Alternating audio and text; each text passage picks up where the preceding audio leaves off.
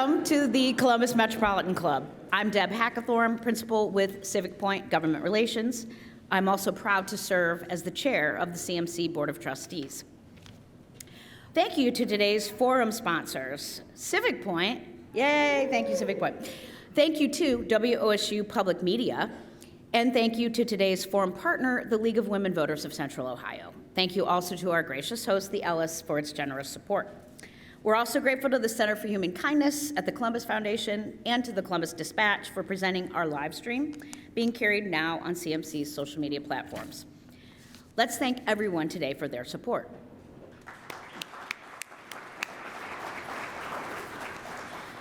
And now on to our program, Millennial Voices in Ohio Politics. If it looks like millennials are everywhere, well, they are. Millennials are now America's largest generation, surpassing the baby boomer generation in size, and it's a gap that widens every year. If you know anyone between roughly the ages of 27 and 42 today, then you know a millennial, defined generally as anyone born between 1981 and 1996. Baby boomers continue to dominate much of the American political scene, but there are plenty of millennial lawmakers to be found at Ohio State House. Today, we're going to hear what's on their minds and how politics might change once those baby boomers step off of America's political stage. It is my great pleasure today to introduce our distinguished panelists from the Ohio House of Representatives. First, on my left here, Representative Thomas Hall from the 46th House District, which is Middletown, Ohio, down in southwest Ohio, Warren Butler County. Welcome, Thomas. From the second, there you go. From the second Ohio House District, we have Democratic Representative Latyna Humphrey from the far east Columbus, Franklin County area. Welcome. We also have Democratic Representative Dontavius Jarrells from the first House District, which is sort of east central Columbus, Franklin County. And finally, from the 64th Ohio House District, we have Republican Representative Nick Santucci from the Warren, Ohio, but Trumbull County area in Northeast Ohio. Returning once again to CMC, please welcome our moderator, Anna Staver, the new host of WOSU's All Sides with Anna Staver. That sounds pretty good, right? You can read more about today's panelists and their biographies by scanning the QR code at your table. Anna, welcome back. Thank you. I'm just gonna bring this up a little bit. A little bit of a, oh, it's okay. There we go, is that good? Okay, so thank you all for being here. And before we begin, I just want to take care of a quick housekeeping note. So the questions I've prepared are really open to anyone. But so we have a little order, I'm going to start with Representative Hall here. So you're going to answer the first question first, and then anyone can jump in. Then Representative Humphrey, Representative Jarrells, it's just about who goes first.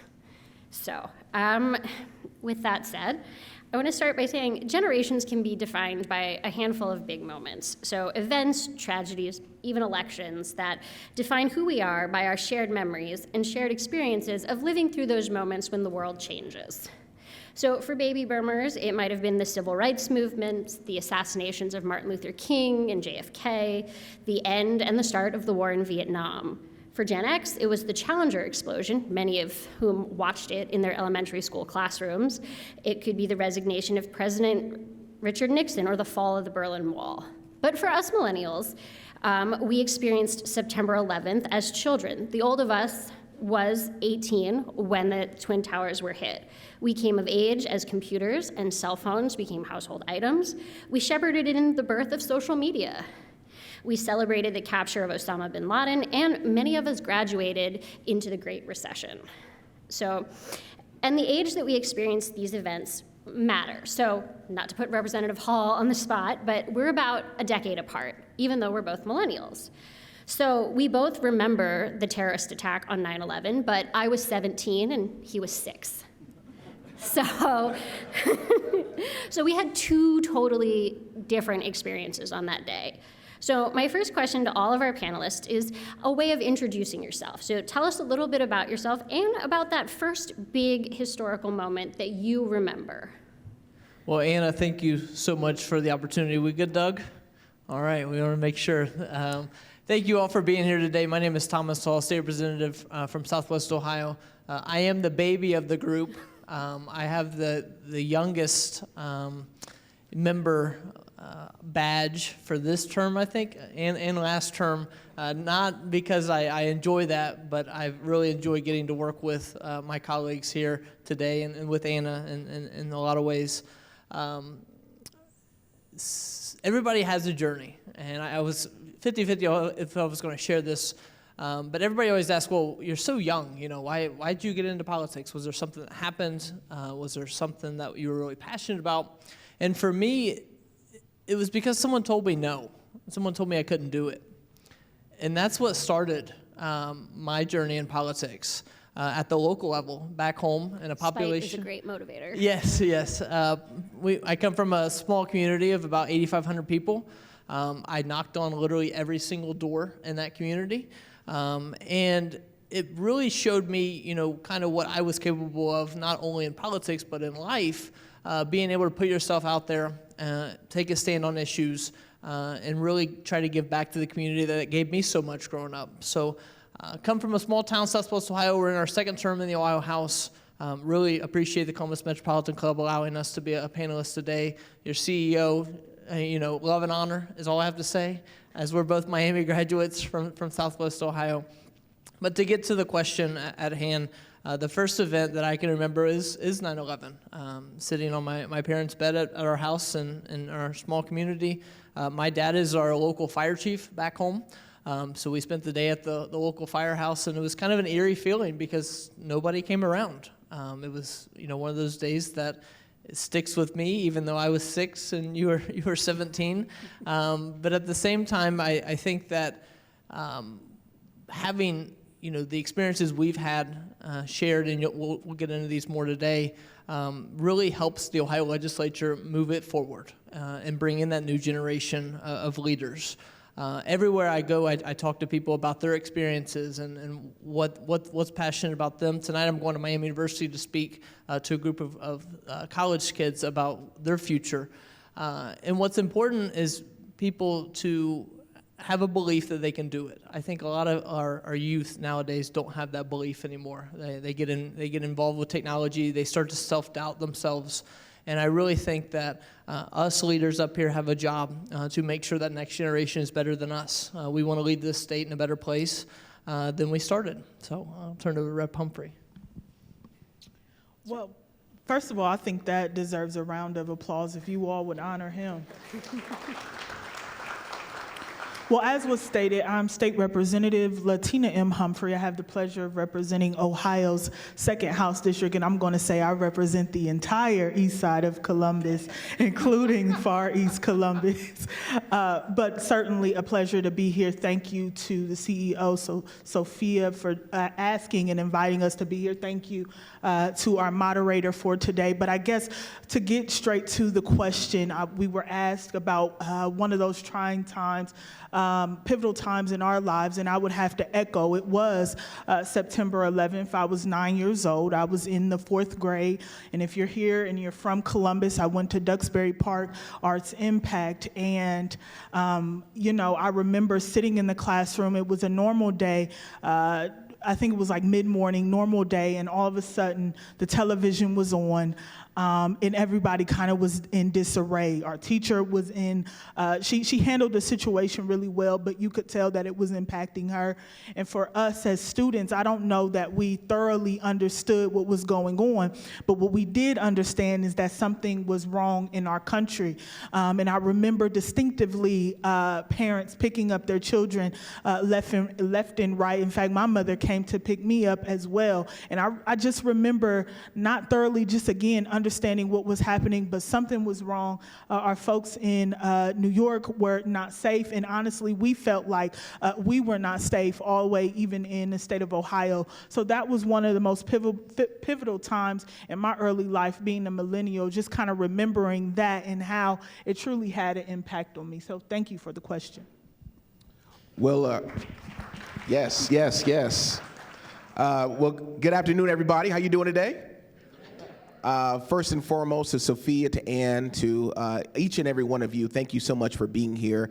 You could be somewhere else, but you decided to listen to us talk, and so I want to say thank you. My name is Dontavius Jarrells. I just so happen to be a state representative representing Ohio's first House District. If I was by myself, I would say the best House District, but since I am with my colleagues, it's the Great House District, and it's basically where, well, next GA, I'm going to be representing where we are right now, but currently I represent the lion's share of Central Ohio's region. And so Y2K, I don't know about you all, but I remember my father carting in these huge tubs of, that's like this black container saying we got to put water in it because, you know, what's going to happen when all the technology is gone. And so I remember, and interestingly enough, and I think my dad's watching, we still have those black containers in our basement because we don't know when, you know, that Y2K. And so I remember like literally sitting in our room, my living room, we were praying together.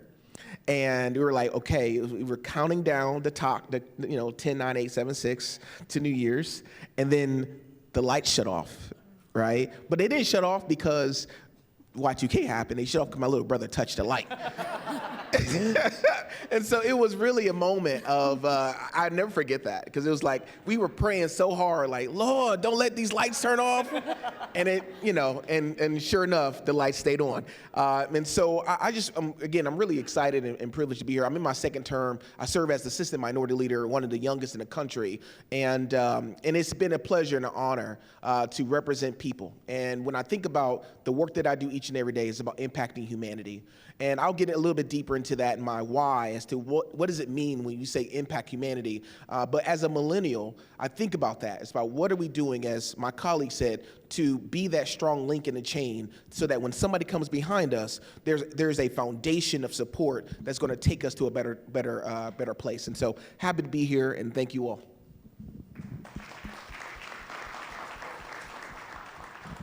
So good afternoon, everybody. I'm Nick Santucci. I'm the state representative for the 64th District in Trumbull County. So Warren City is my metro city, and I always say, but oftentimes folks say, oh, you're from Youngstown, and I say, I'm not from Youngstown, I'm from Warren.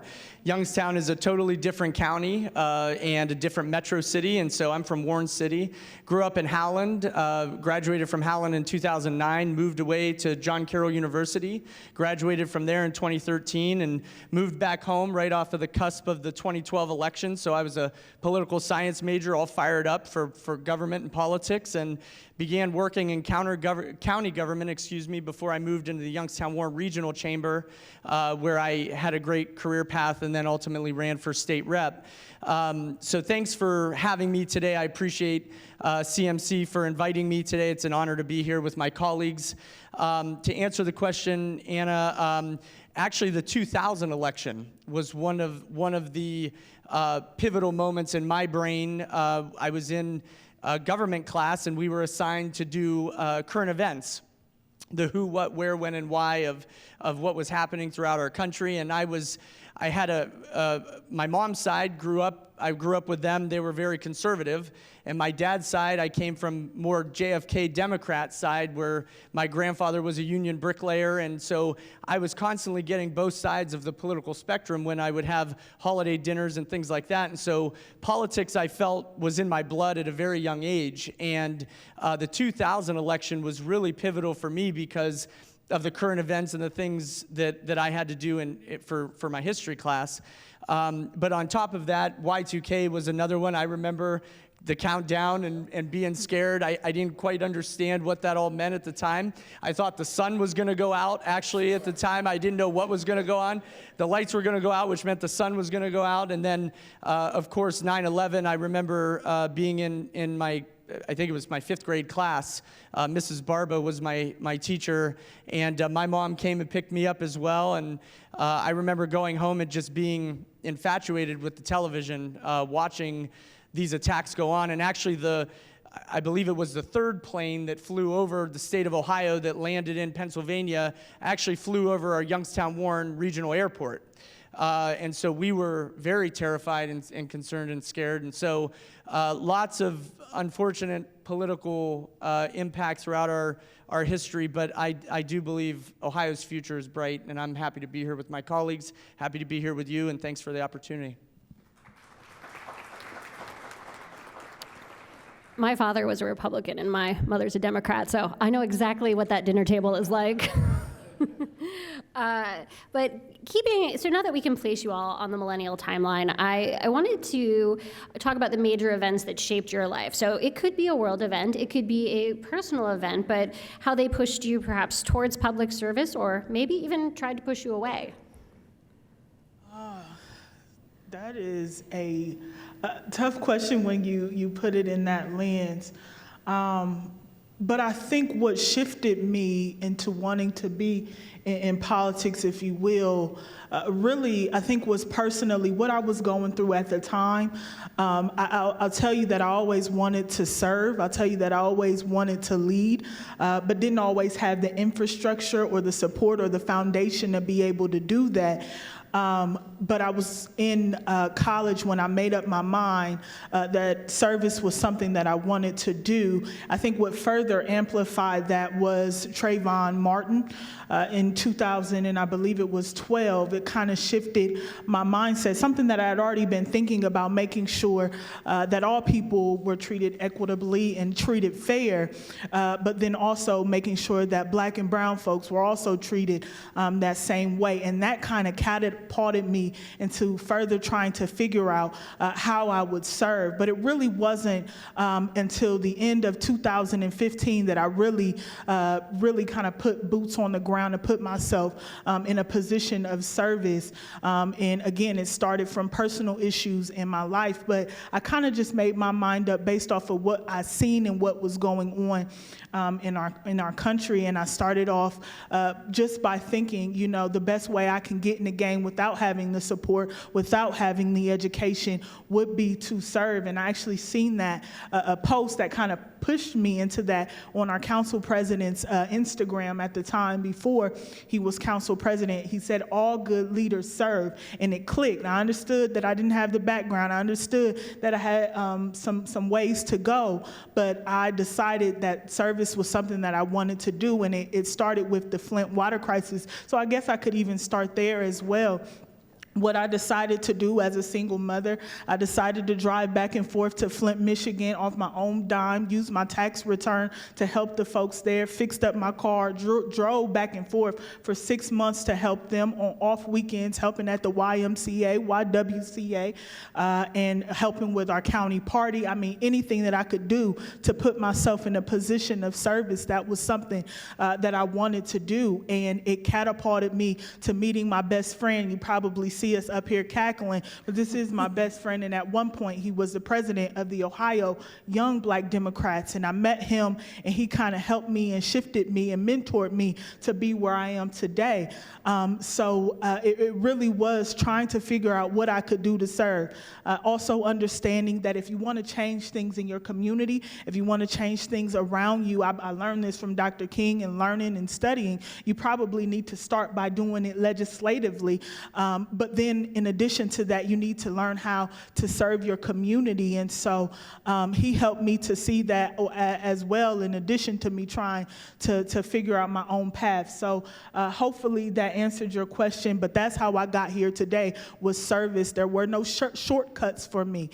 There were no handouts for me. I worked for everything it is that I have and to be even being in this position, but I got here because I served. You can see that, like I said, YWCA, YMCA, Central Ohio Young Black Dems, whatever I could do. And then I realized just again that I just needed to try to find a different avenue as well. So again, I hope that answered your question, and thank you for the question.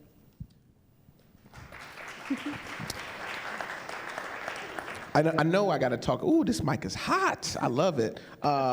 So I know that I need to talk about myself, but Representative Humphrey and really my college, Representative Humphrey really has been a stalwart champion, and it is truly a humbling experience to know that when you reach up and reach out and reach down and try to pull somebody up, this is what it looks like, right? When you share the stage with people so that they can be their best self and the lives that they transform.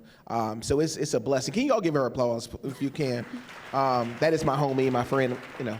So I was in 7th grade at the time. I am, anyone from Cleveland? Any Clevelanders in the house? Hey, okay. Shout out to my Franklin County Treasurer's Office, by the way. Thank you all for being here. Yeah, you can clap up for that. That's my family. So before I was a state representative, I was a kid from Cleveland. And I survived a lot of things. I lived in the Huff neighborhood. If you type in Huff neighborhood, race riots in 1969, you'll see a lot of history of racial tensions and economic hardship. And the reality is that community looks much like it did, to some degree, like it did back in the day. And so imagine as a kid growing up, I did not see a lot of opportunity. And I took 3 buses to get to my middle school, which is a magnet school, Garrett Morgan School of Science. And I was that kid who used to, roll a very heavy book bag around with me. You know those rolly book bags? I was one of those kids, right? Stuffed it with anime and all types of stuff. And I remember one day getting on the first bus to get to downtown Cleveland to get home, and the bus was filled. It was filled with nothing but people standing. And there was one seat open. And so I was like, I'm taking the seat because my bag's heavy. I'm not trying to stand. And so I sat next to a woman who was homeless. It was an African-American woman who was homeless. And there was the kids on the bus. I'm going to say the high school because it is what it is, Ignatius High School. There were some kids that came from that school, came on the bus, and they basically started cackling and talking about this black woman I was sitting next to. And what was really interesting, as a 7th grader, sat there hearing these taunts and just horrible language towards this woman who did not ask for any of that.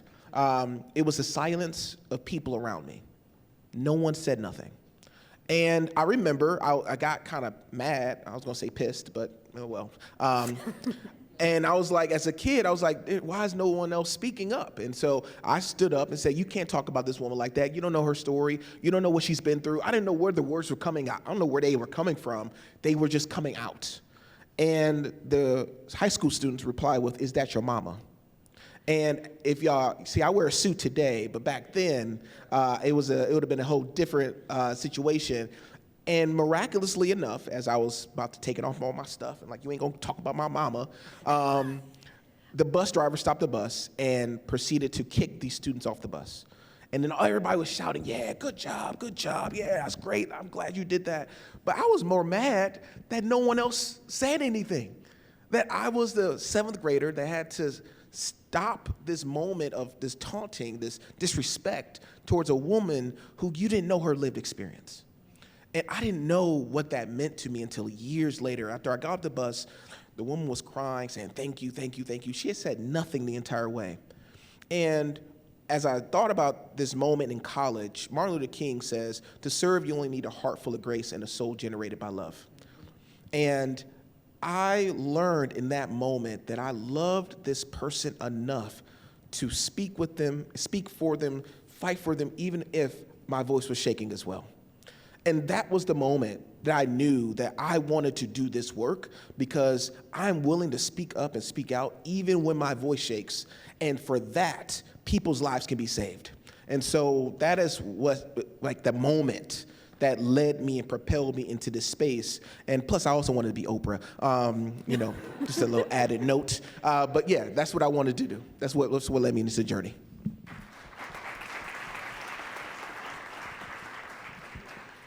Well, I commend you, Representative, for your voice and for standing up for individuals that have that situation. I agree. I think you did the right thing in that moment, and God bless you. And God bless her, too. My experience was a little different, obviously. I graduated from John Carroll, and I moved back home. I mentioned I was off the cusp of the 2012 election, so I was all fired up. And I began working in the Youngstown Warren Chamber, where I did economic development. I learned how to attract and retain businesses into our area. I then moved into education and workforce development, which I got to understand our region and understand what our business community needed in order to hire a qualified, capable human capital. And my area, Warren City, we are considered depressed. We have a drug issue in our market. 40 to 60% of applicants fail their drug test. We have human trafficking concerns in my region, in my district. Ohio is ranked number 5 in the worst human trafficking states in our country. And the list goes on. We have many roadblocks back in the Mahoning Valley. But as I began to learn in the chamber about all of these challenges, I recognized we needed someone to really step up, and back to Representative Humphreys' public service messaging. That's how I felt too. I don't think I'm special. I don't think I'm great. I think, but I do think that my career trajectory has given me the unique opportunity to allow me to step into this role with the background and the knowledge that I've had throughout my career to really serve and represent the people that I've grown up with. And it's an honor of a lifetime to serve the community that I was raised in, the community that I went to school in, that I graduated in, and the community that I came back home to. It's an amazing, humbling experience, and serving is the best job I could ever do. There's days, I'm sure my colleagues would agree, that we have rough days, and we get up and we do our push-ups, but we get into work and we serve the people that we're elected to serve. And I'm grateful to have this job, so thank you.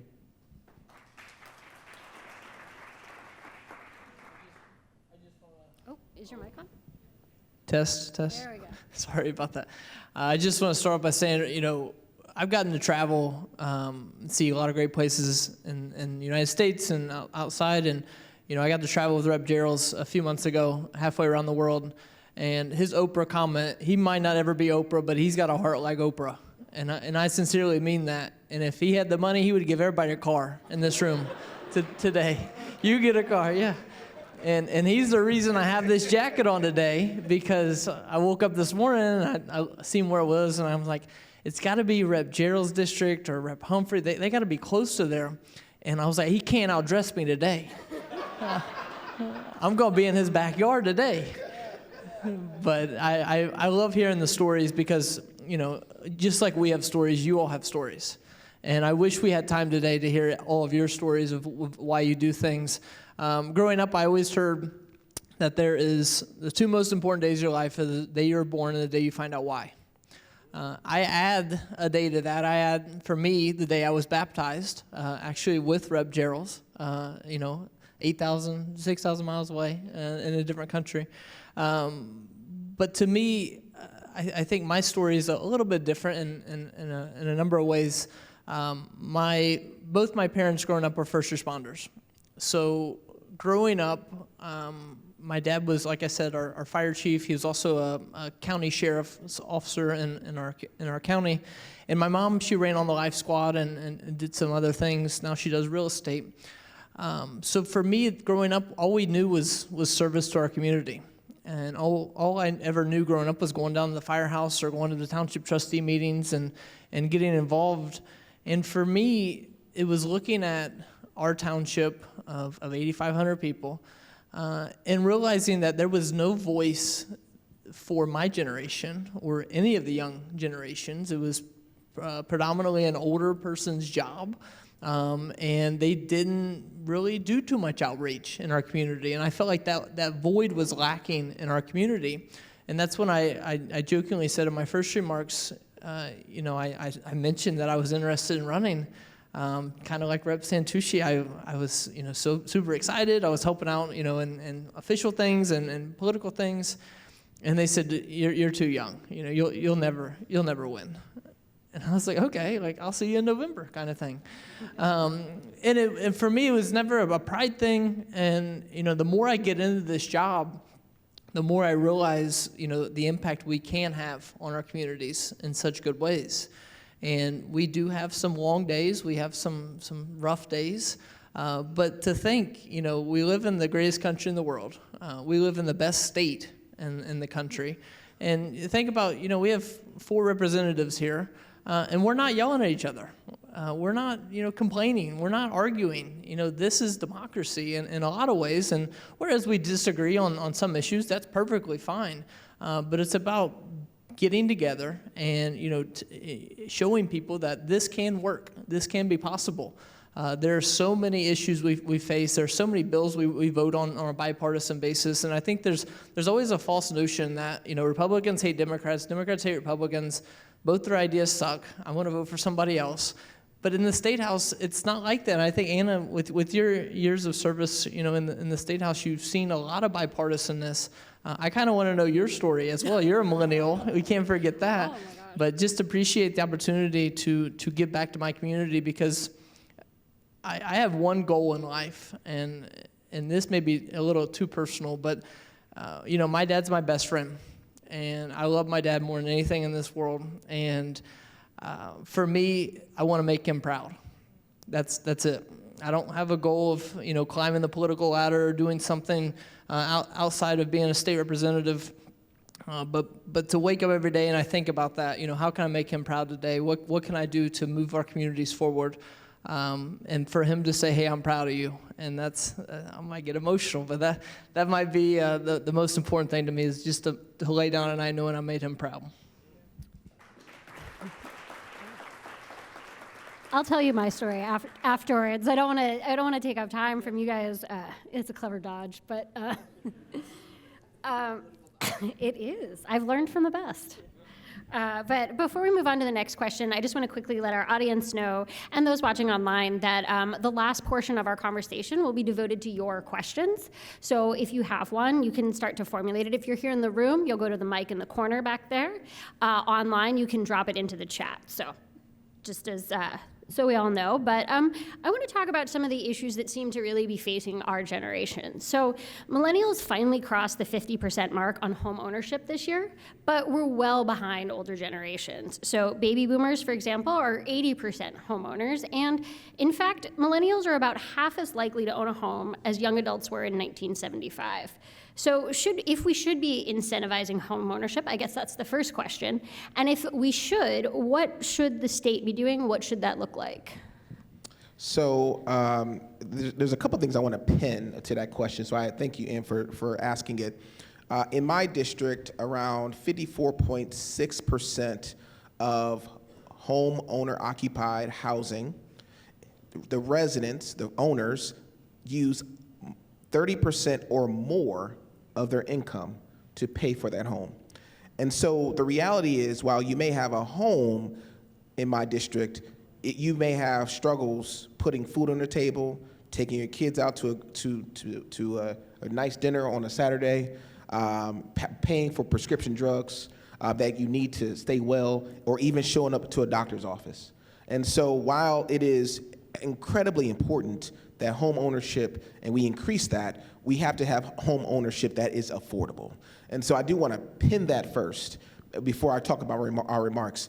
I have a very unique opportunity to sit on Finance Committee, and we were able to pass, well, even though I did not support this budget, but in this budget, we had the first-time homeowner tax credit, which I believe is going to do some good in helping to support families who are interested in buying their first home. But the reality is, we also need to address the rising property taxes.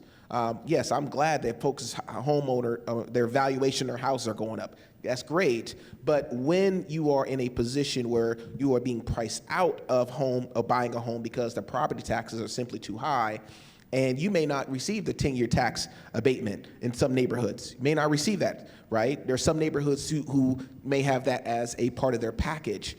And so we have to make sure that we do everything that we can, and I know some of my colleagues can talk about that as well for some of their bills, but we need to do everything we can to not just address property taxes, but also address why, what's blocking people out of buying homes. And that could be a myriad of things. One, we still are not making enough money to maintain and sustain a home, right? We are dealing with rising healthcare costs. We are dealing with lack of transportation access. That is hard for us to connect to the career centers of the future. And so when we think about what does it mean to build an ecosystem where a person like me and us on this panel can buy a home, is about also looking at the other systems that intersect what home ownership really means, and successful home ownership at that.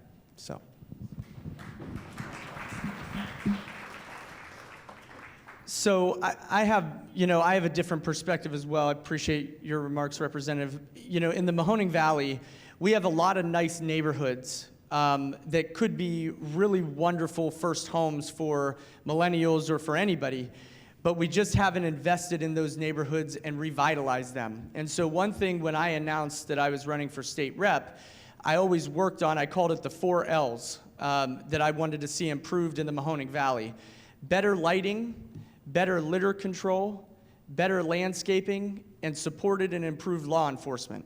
If you can do those 4 things, you'll see neighborhoods completely change and cities revitalized completely. And I think the home ownership, there's no doubt inflation has impacted everything, from supply chain issues all the way through to gas prices, on and on and on. Homes, of course, were impacted by that as well.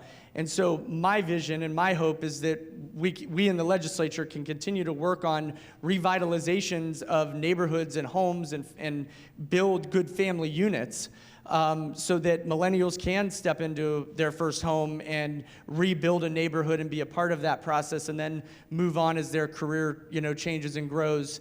And so that's kind of my vision and my hope for the state. I don't know about you guys, but I was one of those ones that refinanced in 2020. So I'm married to my house. Oh, me too. For a long time. I have like a 2.9% interest rate. I'm dying in this house. Yes. I am married to this house in our small community. I think, how much time do I have? About a minute. Okay. Well, I could talk about this to you guys for hours, and we've talked at length about this. Some of the reforms we're working on in the House with property taxes. We have a bill right now that's in the Senate looking at the valuation, as Rep. Jarrells talked about, looking at the valuations, trying to curve these valuation spikes that we're seeing. Rep. Isaacson, who is a dear friend, he's from Cincinnati, a Democrat member and Republican member. We're both working together, both in that millennial, I believe he's millennial, both in that millennial class, working to freeze property tax increases for people of a certain age who make under a certain amount of money every year. So there are so many attempts we're looking at, but what I've realized going through this process of the trying to update in Butler County, where I'm from, is this is not just a Butler County thing, this is a statewide thing, and that people are getting taxed out of their own homes, as was talked about before. And we don't want that. We encourage so many people to come to Ohio. We encourage so many businesses to relocate to Ohio. But what about the people that pay property taxes now? And that's kind of been my focus as we go through this term, working on property tax reform with those 2 bills. And the last thing I'll say, in the recent budget that we just passed into June, early July, we created a property tax study committee, bipartisan committee, House and Senate, to look at some of the long-term solutions to property taxes in the state of Ohio. So really excited. I would implore you all, I don't know where any of you live, but I would implore you to reach out to your state representative to talk about that property tax study committee, because that could have some real long-lasting effects for Ohioans. So, you guys can give a round of applause for that. Oh, I think they want us to move on to the audience questions, unless you have something quick you really want to add. It was going to be quick. Okay. So really quickly, I think that we need to invest, and I think we're trying to do that in unconventional ways for young people to be a part of home ownership. So there are 2 organizations here that I'm automatically thinking about, one being Homeport, which kind of trains and prepares people in order to become homeowners. The other is Move to Prosper, more so in the sense of taking folks from one neighborhood that may not be as beneficial as it could be to another neighborhood. But in addition to what they do is they prepare folks to be financially competent and so on. So I think we need to do an investment in unconventional ways to programming and entities that are already here trying to help folks. So that's what I will add to the conversation. Thank you. Great.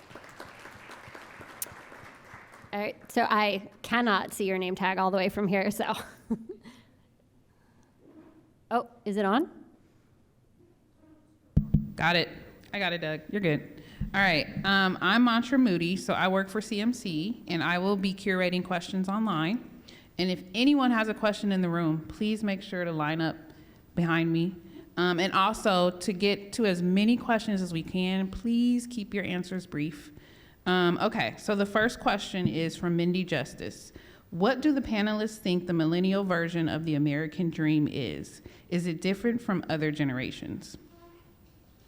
Can I do this real quick? Sure. So a Better Ohio was one where a family doesn't have to work 2 or 3 jobs just to make ends meet. They can live in a community that's safe, that's syringe-free, particularly talking about the drug addiction issues in our communities, that we're not seeing the gun proliferation where our young babies are dying, that black women can breathe life into this world because we're the worst state in the country when it comes to black maternal health, and we can build an environment that's truly free of environmental disasters. Right now, we are in communities where there's lead, asbestos, the soil has been contaminated, and how does that impact the future? We have to do something about changing those conditions so that every single family, regardless of the zip code they were born in, they have a road to prosperity, not just for Ohio, but really across the state, across the nation.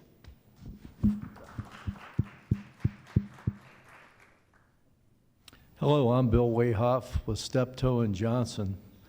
And this is a little different issue where we all know that relationships between and among yourselves are extremely important to get things done. What are the 1 or 2 things that each of you does to foster those relationships with each other? Thank you. Okay. I'll be very brief. I think 2 things. I think number 1, we show up every day. Number 2, we have respect for each other.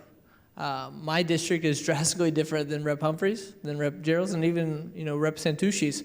But having that mutual respect that, hey, I go home, my district's 70-30 Republican, they understand that. Their districts are much different. And understanding that we can't be together on every issue, we have difference of opinion. At the end of the day, we all want what's best for Ohio. And I think that's what people forget, is we are legislators, but we're also people. We pay taxes, we contribute to society. We want what's best for Ohio. It's just getting to that path, and that pathway is different, is my opinion. Anyone else want to hop in on that? I would just say talking. Breaking down the walls that, media has, I think, really clouded the narrative around what is bipartisanship. And so, we are actively, as millennials, a lot of times we're always talking about issues and figuring out how do we find common ground. And so having the ability to sit and talk and to share our stories with each other to find that commonality, that's how we begin to change the environment around us.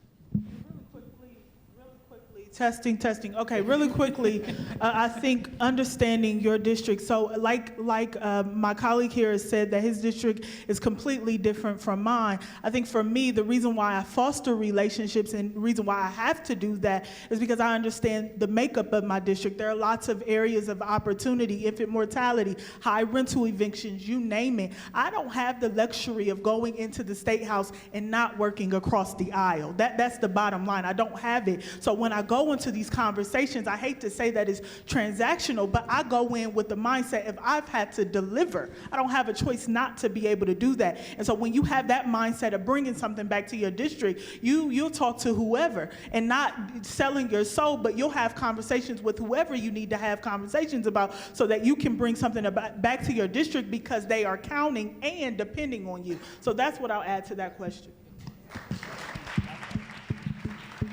And I'll say very briefly, a lot of the issues that we all face and everybody in this room faces, not always are partisan issues. And I think a lot of times we forget that too.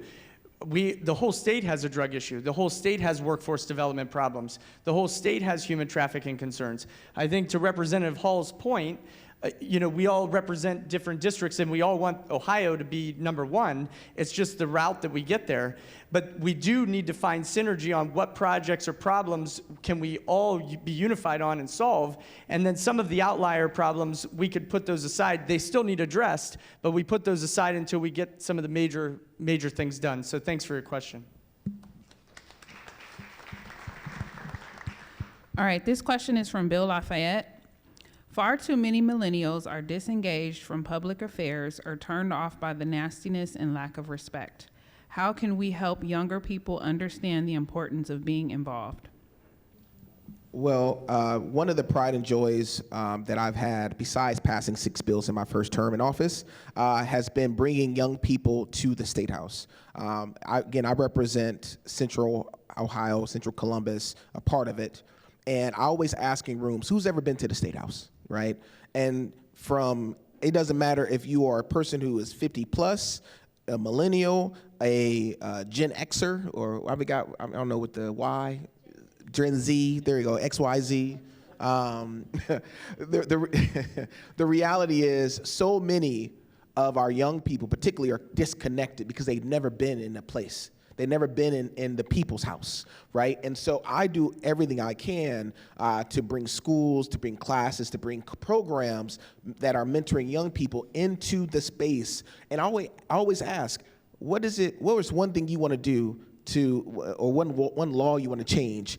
And then that's opens the door for them to begin to talk about, well, we need to fix gun safety, or I have a gang problem in my district. And then we talk about what does that look like in creating a law that's going to impact the issue that you care about. And that's how we begin to connect. But it's intentional connection with people, right? It's that spirit work so that our young people see value in the work that I'm doing as much as they see that I have value in their voice and in the process. So Rep. Santucci, I thought you. Yeah, Yeah, if that's go okay. ahead. I'll be brief too. When I ran for state representative, I always said to my audience, if you look out your window and you don't like the way it looks, we're all responsible for that. And we have to empower each other to step up when we disagree with the way our state or our local municipalities or cities are being run. And so to engage young people, they have a voice and they need to step up and speak out. I talked about my 4 L's, but beautification is a really big thing for me in the state. I'm very passionate about that because that's the way we attract families back to our areas. That's the way we attract businesses back.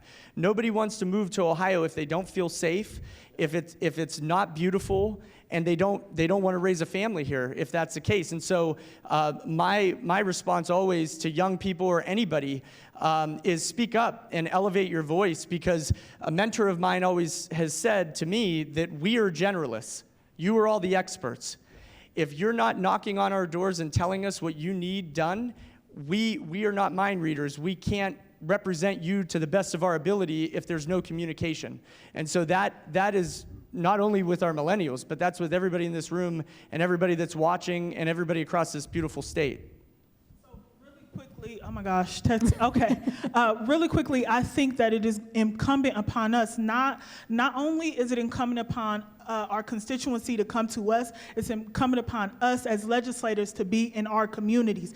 We understand overwhelmingly why our constituents are apathetic to the process. We get that. And one of the things we do in House District 2 is very unique. We go to them. And another thing that we do is not to be a publicity stunt, but we find people who are influential to them. Case in point, October 14th, I had a 3-on-3 basketball tournament, and we brought local rappers who are big, not only here in Columbus, but really across our state, signed to large artists. And we came to them, we met with them in a room, and we said, look, we're having problems in our community, but the only people who can necessarily reach them more than I wish I could is you. And what we have done is we packed out a room with over 200 people with our babies in a room, not only playing basketball, but watching. And we were able to say what's important about why you should vote, why you should do these things. And then it creates an opportunity for them to come and talk to me about House Bill 50, which is a reentry bill that passed nearly unanimously out of the House to help folks who have been justice involved and who are returning citizens find some type of mechanism for housing.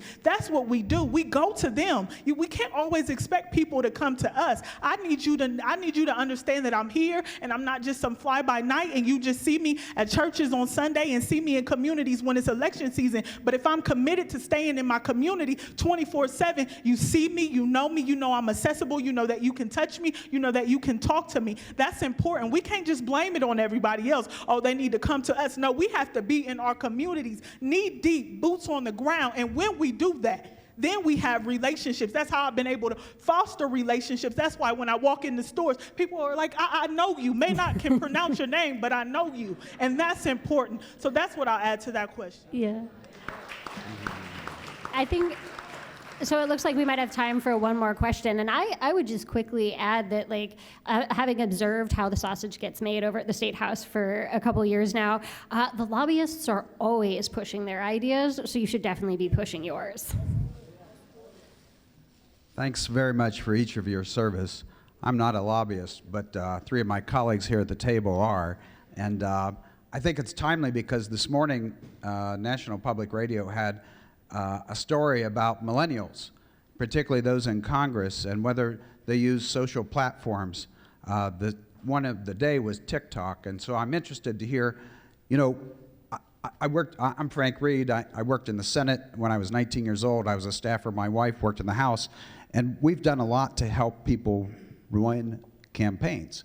And nowadays, when you knock on doors, a lot of times people don't answer the door, and even if they do, there's very few that want to engage you in conversation. So I'm curious, what's your issue? Tuesday, November 7th, we're going to have a statewide election on issue 1 and issue 2. Sort of a loaded question here, but what's your views on issue 1 and 2, and what's your views on social platform? I'll go first. I chair the Tech and Innovation Committee in the Ohio House. I agree with TikTok not on state-owned devices. We actually voted on House Bill 17 to not allow it on state-owned devices. I am a no on issue 1 and no on issue 2. My district, as again, and you touched on what I wanted to say. We have to set the standard, and our standard is a lot like Rep. Humphrey. I'm disappointed you didn't call Rep. Upchurch and I to play basketball. We would have came and played basketball with you. But we are, like I said, a very conservative district. We've knocked thousands of doors in our district, and the decision Tuesday is up to the Ohioans. It's not up to us up here. So I encourage all of you, whether you're on the yes or no side, to obviously get out and vote and make your voice be heard. But for our district, like I said, we represent. I think that personal use and state-owned devices is two different things with technology. We use technology in our races. It works. It reaches a lot of people. But at the end of the day, we represent a district, and that's my thoughts from my district in Southwest Ohio. I don't think so. I had to check on that because when we were doing this bill, I'm like, do I have a TikTok? Because we obviously, just like you guys, everybody sends you TikToks. There's a lot of information on TikTok. So I think I had to go back. I was like, I better make sure I don't have one. So, so you hit me with 3 questions. I'll be real quick. I am Dontavius on all my social media platforms. Please feel free to follow me on Facebook, Twitter, Instagram, LinkedIn. LinkedIn is great, and TikTok. First off, I'm a yes on issue 1. Politicians should not be in the doctor's offices where women are making decisions about their body, their body. 2, I'm yes on issue 2 because at the end of the day, the reality is we're seeing a changing landscape, and when it comes to marijuana, oftentimes the people who are incarcerated look like me and Representative Humphrey. And until we begin to change the reality where many of our communities are unfortunately being hurt and harmed and futures thrashed simply because of marijuana usage, I don't think we can ever get ahead, particularly in communities that look like ours. And so I'm a yes on both, but for issue 1, it is incredibly important that we as politicians don't have a say in what is family matters in each and every one of your individual lives. So we definitely want to give you both an opportunity to answer, but I'm getting the wrap it up, so very brief. Think like a tweet. Yeah, Representative Hall said it best. I agree with Representative Hall. There you go. Testing. Yes on 1, yes on 2. Social media is very, very important. I use TikTok. I use all of them. You can find me, Rep. Latyna M. Humphrey. And thank you for allowing me to be here. Thank you. Thank you.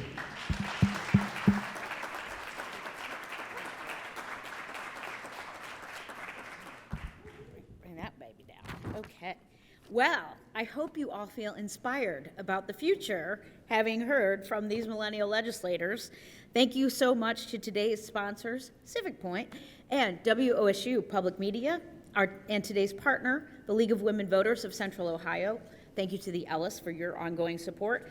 We also want to thank the virtual seat patrons and the Center for Human Kindness at the Columbus Foundation and the Columbus Dispatch for presenting today's live stream.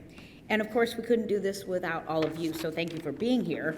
Our very special appreciation to our panel today, Ohio House members Thomas Hall, Latyna Humphrey, Dontavius Jarrells, Nick Santucci, and our host, Anna Staver. Thank you to all. And if you like the theme, please make plans to be with us next week when our forum is Unpacking the 2023 election results right here at the Ellis. Thanks again for being here. Have a wonderful afternoon.